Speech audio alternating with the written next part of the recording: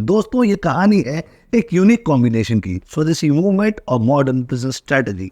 Childhood में paralysis के शिकार होने के बावजूद उन्होंने योगा और आयुर्वेद के जरिए अपनी हेल्थ को ठीक कर लिया। उनका एक मंत्र है, किसी भी काम में सफलता तभी मिलती है जब वो पूरे देश के भले के लिए हो।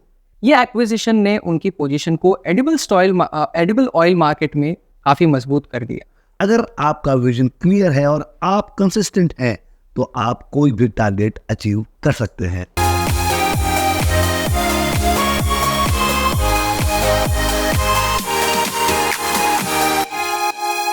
नमस्कार दोस्तों, ढेर सारा स्वागत है आपका कहानी कंपनी की के एक और नए एपिसोड में। और आज हम बात करेंगे एक ऐसी कंपनी की जिसने इंडिया के एफएमसीजी और हेल्थ फूड मार्केट में धमाका कर डाला, जिसे हम जानते हैं पतंजलि फूड्स लिमिटेड के नाम से। दोस्तों ये कहानी है एक यूनिक कॉम्बिनेशन की, स्वदेशी मूवमेंट और modern business strategy. Baba Ramdev और आचार्य बालकृष्ण के विजन ने पतंजलि को एक ग्लोबल लेवल पर पहुंचाया, लेकिन इस सफर में काफी अप्स और डाउन्स रहे हैं, जिन्होंने पतंजलि फूड्स लिमिटेड को एक इंस्पिरेशनल स्टोरी बना दिया है। सब कुछ शुरू होता है 2007 में, जब पतंजलि आयुर्वेद की शुरुआत हुई, लेकिन एफएमसीजी और फूड सेगमेंट में इन्होंने अपनी एंट्री 2014 में पतंजलि फूड्स लिमिटेड के साथ की।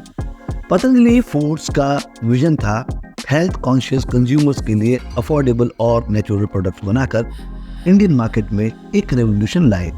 बाबा रामदेव, उनका जो योगा और आयुर्वेद की जो टीचिंग्स थी, उसने कंपनी के लिए बहुत सॉलिड फाउंडेशन बनने का काम किया। बिल्कुल सही शशांक जी। बाबा रामदेव की लाइफ एक मोटिवेशनल कहानी है। चाइल्डहुड में पैरालिसिस के शिकार होने के बावजूद उन्होंने योगा और आयुर्वेद के जरिए अपनी हेल्थ को ठीक कर लिया। ये उनका नेवर गिव अप एटीट्यूड ही था जिसने पतंजलि के विजन को सक्सेस तक पहुंचाया। साथ ही साथ बात करेंगे आचार्य बालकृष्ण की।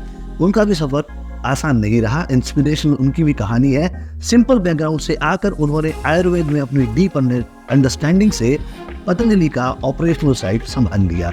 उनका एक मंत्र है, किसी भी काम में सफलता तभी मिलती है जब वो पूरे देश के भले के लिए हो।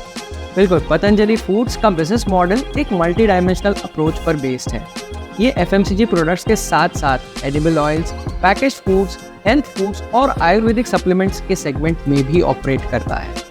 इनका एक मेजर ग्रोथ ड्राइवर और है, और वो है स्वदेशी आंदोलन, जहां उन्होंने इंपोर्टेड प्रोडक्ट्स का ऑल्टरनेटिव देने का टारगेट किया है। ये फैक्टर उनका डिफरेंशिएटिंग पॉइंट बन चुका है दोस्तों। बिल्कुल, एक और ग्रोथ ड्राइवर है बैकवर्ड इंटीग्रेशन। पतंजलि अपनी रॉ मटेरियल्स की फार्मिंग को सपोर्ट करता है, जिससे इनका सप्लाई चेन कंट्रोल काफी स्ट्रॉन्ग रहता है और कॉस्ट इफेक्टिव प्रोडक्ट्स लॉन्च हो पाते हैं। दोस्तों कोई भी सफर मुश्किलों के बिना तय नहीं होता। पतंजलि को भी कई सारे रेगुलेटरी इश्यूज और क्वालिटी कंसर्न्स का कई बार सामना करना पड़ा। एक वक्त ऐसा भी आया जब कुछ प्रोडक्ट्स के क्वालिटी इश्यूज की वजह से उन्हें मार्केट बैकलैश मिला, लेकिन इन्होंने कभी पीछे मुड़कर नहीं देखा। बाबा रामदेव ने कहा था, जो भी प्रॉब्लम आए वो एक नई सीख बनकर आपको स्ट्रॉन्ग बनाती है। एक बड़ी जीत तब मिली जब पतंजलि ने एडिबल ऑयल मार्केट्स में एंट्री की और रुचि सोया इंडस्ट्रीज को एक्वायर कर लिया। ये एक्विजिशन ने उनकी पोजीशन को एडिबल ऑयल मार्केट में काफी मजबूत कर दिया। आज दोस्तों पतंजलि फूड्स के मल्टीपल कैटेगरीज अवेलेबल हैं, जिनमें edible oils, biscuits, dairy products, juices और हर्बल सप्लीमेंट्स तक शामिल है। ये डाइवर्सिफिकेशन ही उनके सक्सेस का सबसे बड़ा राज है। 2023 में पतंजलि फूड्स लिमिटेड ने 31,000 करोड़ रुपीस का रेवेन्यू रिपोर्ट किया और 1100 करोड़ का प्रॉफिट आफ्टर टैक्स। ये सफलता एक विजन और कंसिस्टेंट एग्जीक्यूशन का नतीजा है। इनकी फाइनेंशियल सक्सेस ये बताती है दोस्तों कि अगर एक क्लियर विजन और राइट स्ट्रेटजी हो तो कोई भी मार्केट कॉन्क्वेर किया जा सकता है। पतंजलि फूड्स अब अपने प्लांट बेस्ड प्रोडक्ट्स और ऑर्गेनिक फार्मिंग इनिशिएटिव्स पर फोकस कर रहा है। इनका अगला टारगेट है वीगन प्रोडक्ट्स मार्केट को टैप करना। उन्होंने हेल्थ कॉन्शियस कंज्यूमर्स के लिए ग्लूटेन फ्री और शुगर फ्री प्रोडक्ट्स भी लॉन्च किए हैं, जिससे उनका प्रोडक्ट पोर्टफोलियो और स्ट्रॉन्ग हो गया है। पतंजलि ने रूरल एम्प्लॉयमेंट और ऑर्गेनिक फार्मिंग को सपोर्ट करने के लिए कई सारे इनिशिएटिव शुरू किए हैं। इनका फोकस हमेशा सस्टेनेबल एग्रीकल्चर पर रहा है। दोस्तों अगर आगे बात करें तो उनका मोटो है हर घर आयुर्वेदा, और इस विजन के साथ वो हेल्थ अवेयरनेस को प्रमोट कर रहे हैं। पतंजलि की कहानी हमें ये सिखाती है कि अगर आपका विजन क्लियर है और आप कंसिस्टेंट हैं तो आप कोई भी टारगेट अचीव कर सकते हैं। युवा एंटरप्रेन्योर्स के लिए सबसे बड़ी सीख ये है कि आप अपनी रूट्स को कभी भूलिए मत।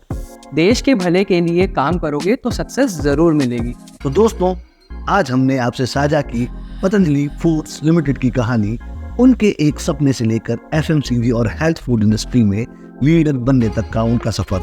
स्टे ट्यून्ड और इंस्पायरिंग कहानी कंपनी की पर। तब तक अपने सपनों को हकीकत में बदलने में लगे रहो।